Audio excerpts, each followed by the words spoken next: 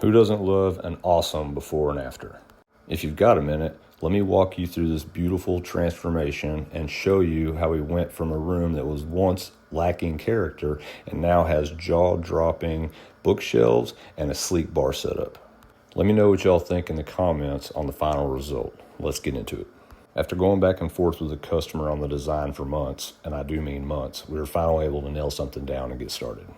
I knew taking on this project was going to be challenging, as I've never done a design exactly like this, and although mistakes were made, I learned a lot and the customer was really happy. I would say the biggest challenge with this particular job was just the sheer size of everything. For example, the bookshelves were all 10 foot tall, and most material, as far as plywood goes, you can only get in 8-foot pieces, so that was the first challenge. For the side of the shelves, we went with 1x12 poplar. Since you can get this in 16-foot lengths, it made making the 10-foot sides very easy and not having to have a joint.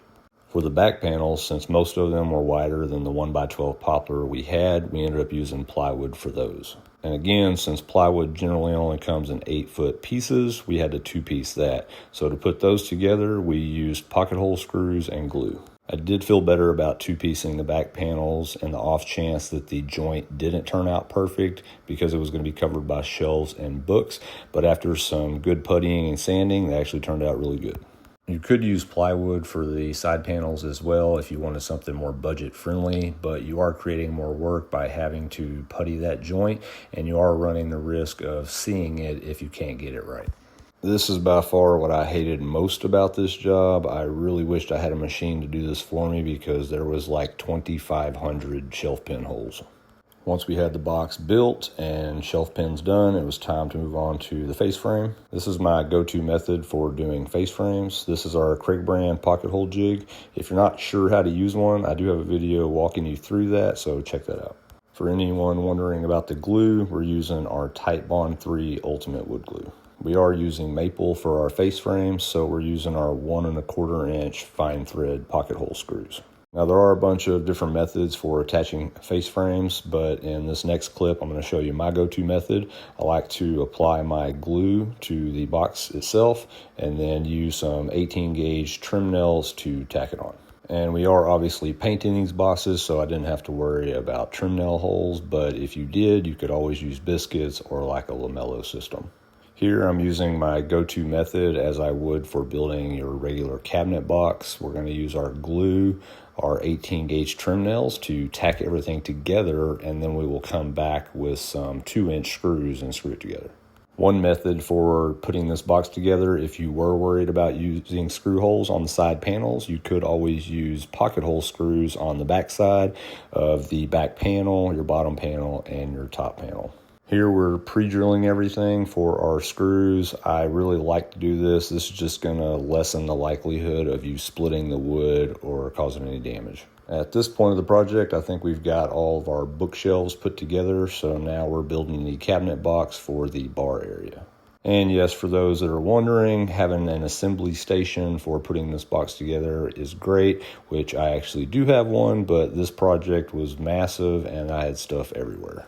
For those that are wondering what type of plywood I'm using for everything, it's the same that I use for all my cabinet boxes. It is a maple B2 grade veneer core. It is a little bit more on the pricey side, so if you're looking for something a little bit more budget friendly, check out some of my other videos. I made some here recently going over different types of wood you can use to build cabinets. As you can see, once we got everything tacked together with trim nails and glue, we're coming back and screwing every panel together. This is by far one of your strongest options, as we just proved here recently in doing a video where we dropped a cabinet box from my roof. Here we're putting on our stretchers. This is going to strengthen the box and also give you some good surface area to either glue on your countertop or screw it in depending on what type of material you're using. I did have somebody ask me here recently why I'm using pocket holes here instead of screwing it in from the side. You can do that, but when you have multiple boxes side by side, like I just showed you, you wouldn't be able to screw the middle one in. All right, moving on to drawer boxes. So here we're cutting our bottom panels for the drawers. This is usually the first piece that I cut. I am using the 3/4 inch plywood for the bottom of the boxes as I'm using for the rest of the assembly. You can do a 1/4 inch panel or a 1/2 inch panel, but clearly 3/4 inch panel is going to be much more durable. And side note, if it's a really big drawer, you're definitely going to want a thicker bottom. So lots of different ways to building drawer boxes, as this is a common topic that comes up quite a bit. This is my go-to method, where I use trim nails and glue to tack everything together, and then we're using pocket holes on the front and back panel to secure the sides.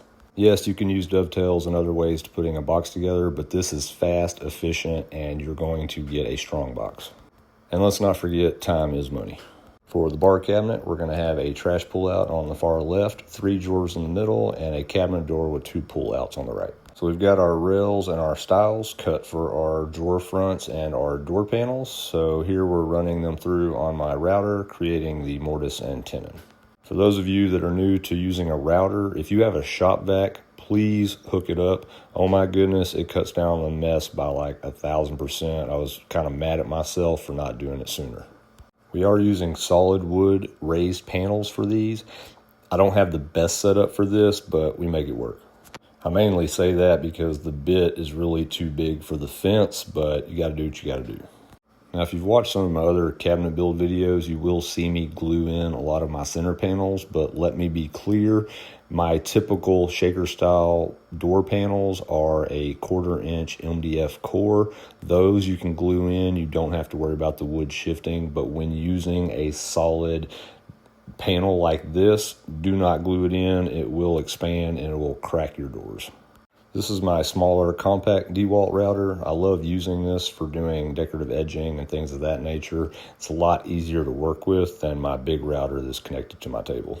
I believe these go for about $140 or so on Amazon. I don't believe I've got any clips of me doing all the sanding and caulking in of the boxes and stuff, but I do have a lot of videos on that. So if you're not sure how to do it, check out some other videos. Here we're getting everything primed up. For the primer, we're using Sherwin-Williams Premium Wall and Wood Primer, and the sprayer I'm using is the Magnum Pro X19 with a 315 tip.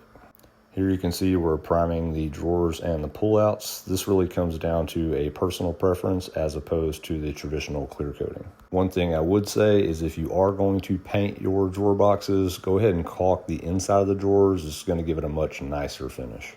My go-to for this is Sherwin-Williams SureMax. I've been using it for a long time and I've had 0 issues. Once all your primer is dry, I like to come back through with some 220 grit sandpaper and get it ready for paint. For the paint, we're using Sherwin-Williams Emerald Urethane. I know there's a lot of debate around what is the best paint to use for cabinetry and things of that nature. I personally have been using this for a while. I've had really good luck with it. I have had no complaints from any customers. I've used this on my own personal projects as well.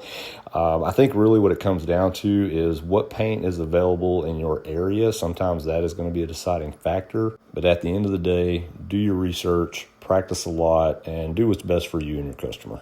All right, so on to what everybody wants to see, the final walkthrough. I know they did say they were going to add some curtains and do some additional decorating, but here's a look since my part is done. All the bookshelves are fully adjustable, and there are a lot of them. Here is what should be at some point the trash pull-out, but currently using it for extra storage, and a couple of pull-outs behind our cabinet door. So as we're wrapping up this final walkthrough video, as always, I just want to give a big thanks to everyone that took the time to watch it. Your support means a lot. If you have any questions on things, leave some comments below. Always try my best to get back to people. Thanks again.